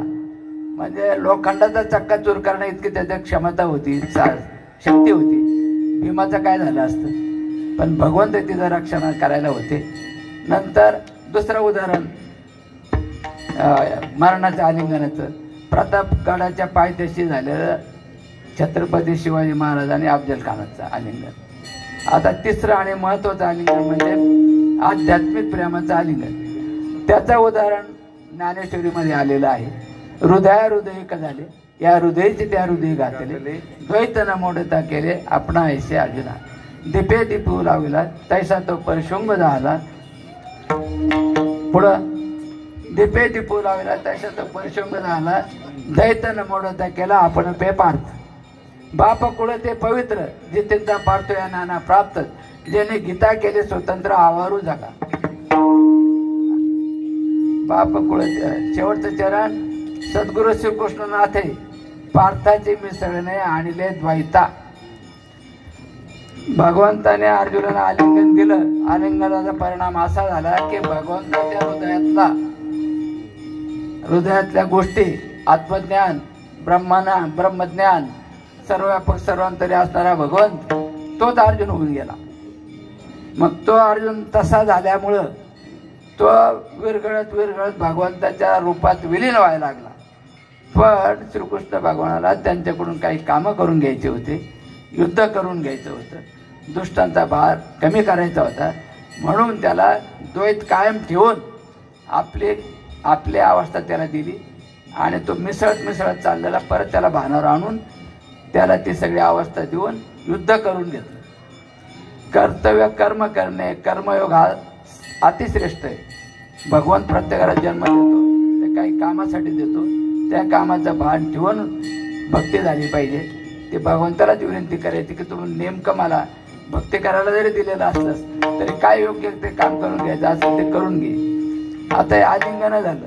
आता ह्या चारही गोष्टी ज्या आहेत या चारही गोष्टी असणे म्हणजेच संतांचं महात्म्य आहे. ऐसा संताचा महिमा झाली बोलायाची सीमा, झाली बोलायाची सीमा, झाली बोलायाची सीमा. ऐसा संताचा महिमा झाली बोलायाची सीमा, झाली बोलायाची सीमा, झाली बोलायाची सीमा. आता संतांचं महात्मा कळालं. तिसऱ्या चरणात सांगितले तीर्थे पर्व काळ अवघी पायापे सकळ. याच्यामध्ये अर्धा मिनिटात मी तुम्हाला गोष्ट सांगणार आहे. पुंडलिक रायचं सगळ्या चरित्र माहिती आहे. पुंडलिक राय आई वडिलांना घेऊन बायकोला घेऊन तीर्थयात्रेला निघाले. तीर्थयात्रेला निघाल्यानंतर बायको अत्यंत लाडकी असल्यामुळं तिला खांद्यावर घेतलेलं आणि आई वडील पायी चाललेले. अशा अवस्थेत ते कुक्कुट स्वामीच्या आश्रमात आले. कुक्कुट स्वामीच्या आश्रमात आल्यानंतर पहाटे रात्री 3ला त्याला चाहूल लागली की 2 मलिन स्त्रिया कुक्कुट स्वामीकडे आल्या आणि ते दर्शन घेत आहे. तो तामसी आणि राजसी असल्यामुळं त्याच्या मनात वेगळ्या शंका निर्माण झाल्या. परंतु त्या तिन्ही स्त्रिया दैदिप्यमान होऊन आश्रमातून बाहेर पडायला लागल्या आणि त्यावेळी त्याने त्यांना अडवलं आणि विचारलं की माता तिन्ही माता तुम्ही आहात ते तुम्ही कोण आहात.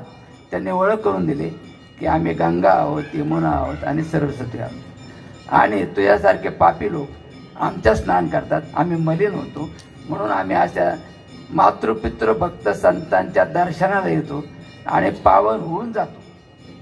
हे कळल्यानंतर पुंडलिक रायाच्या लक्षात आलं की आपल्याला मातृपितृ भक्ती करायला पाहिजे. परत दुसरा प्रसंग पुढं तिथून तो निघतो. दुसऱ्या दिवशी त्याची चप्पल तुटते. चप्पल शिवायला तो चांभाराकडे जातो. ते चांभार असतात संत रोहिदास. संत रोहिदास सांगतो की मी चाललोय गंगाच्या दर्शनाला काशीला. तर रोहिदास म्हणतात चांगली गोष्ट आहे, माझा शिवराय घेऊन जा आणि हा शिवराय गंगेला अर्पण कर. तो शिवराय घेऊन गंगेला अर्पण करतो. गंगेचा हात वर येतो. एक कंकण मिळतं. कंकण मिळाल्यानंतर तोपर्यंत त्याची पाप वासना गेलेली नसते. तो कंकण विकायचा प्रयत्न करतो. ते राजाकडे जातो. राजा दुसरा कंकण मागतो. न कंकण दिल्यास तुला फाशी दिली जाईल असं सांगतो. मग परत तो रोहिदासाकडे येतो. पुंडलिक सगळी घटना सांगतो. माझा जीव वाचवण्यासाठी तुम्ही मला परत एक कंकण द्या.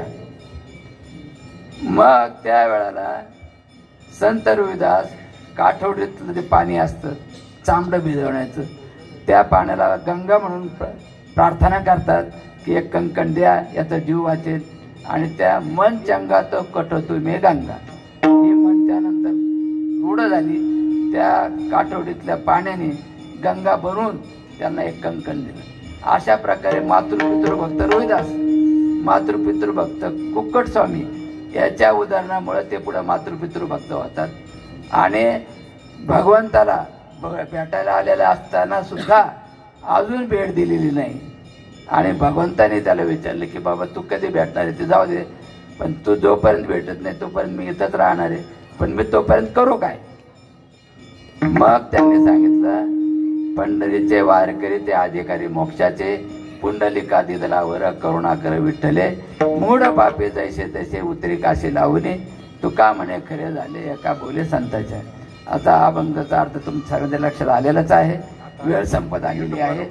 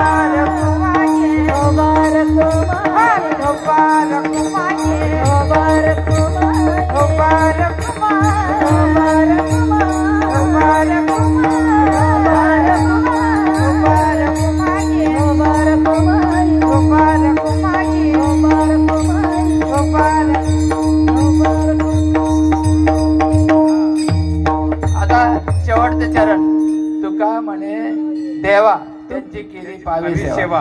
ते अगदी 10 सेकंदात मी सांगणार आहे. तुका म्हणे देवा हा. त्याची केली. एक नामधारक शेतकरी असतो आणि तो एका वारकऱ्याला सांगतो पंढरपूरला जाणाऱ्या की माझे 15 आंबे देवाला देऊन टाका.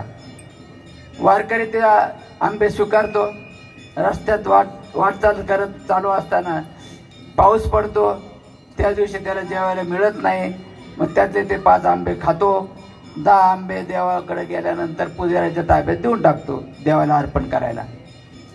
पुढं भगवंत दृष्टांत देतात त्या नामधारक शेतकऱ्याला की बाबा तुझे मला 5 आंबे मिळाले. आणि तो दृष्टांत झाल्यानंतर शेतकरी वारकऱ्याची भेट झाल्यानंतर म्हणतो तुमची कस काय वारी कशी झाली, चांगली झाली का, काय झालं, काही त्रास झाला का. त्याने त्रास बीस काही नाही, वारी माझी खूप छान झाली.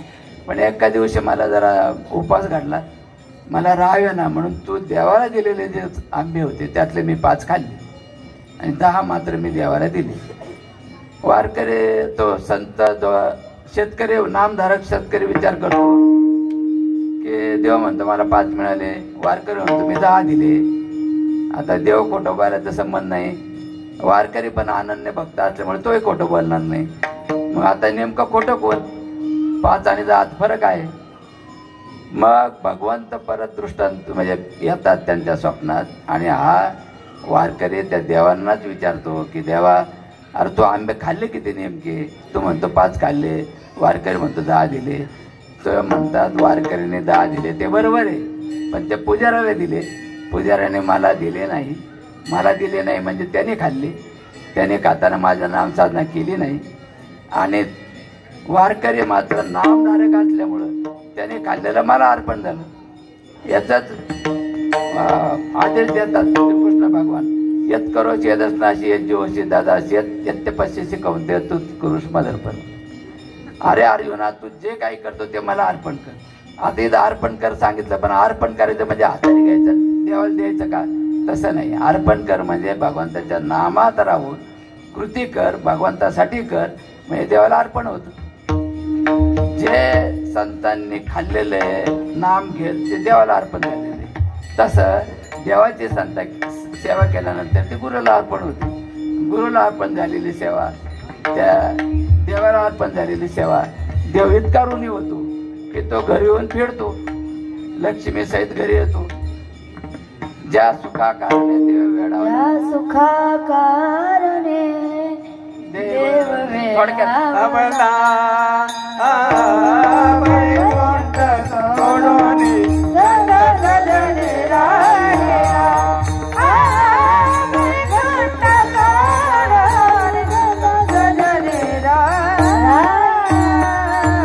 धन्य संताचे सदा लक्ष्मी सहित नारायण ज्या तुका कारणे देव वेळावला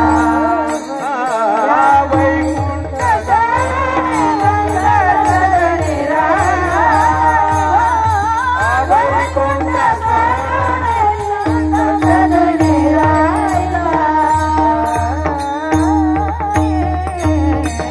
सर्व सुखाच्या सुखराशी पुढं मुक्ती कामारी दासी भुक्ती मुक्ती कामारी दासी. आणि एका जनार्दनी पार नाही चुका म्हणून देव भुलला देखा. देवाने जर आपल्यावर भुलावं, आपल्यावर प्रेम करावं असं वाटत असेल तर सगळ्यात सोपा उपाय कुठला, त्याचं नाम घेणे.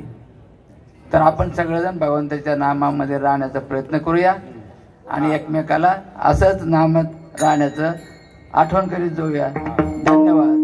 आणि आता मी कीर्तनात देवाघात इतक्या टेन्शनमध्ये होतो की मला शास्त्री महाराजांचं पण धन्यवाद द्यायला जमलं नाही. आपल्या गावाले महाराज आले प्रेमाने वेळ काढून, त्यांनाही धन्यवाद देता आले नाही. तर त्यांना मी नमस्कार करतो, धन्यवाद देतो, आभार मानतो. आणि भगवंताने आपल्या सर्वांवर कृपा करून त्याचं नाम घेण्याची आपल्याला बुद्धी द्यावी, आपल्याला शक्ती द्यावी आणि नाम घेऊन नामाचा स्वीकार त्यांनी करावा ही विनंती करून सेवा थांबवतो. ज्ञानेश्वर माऊली नाराज माऊली तुकाराम.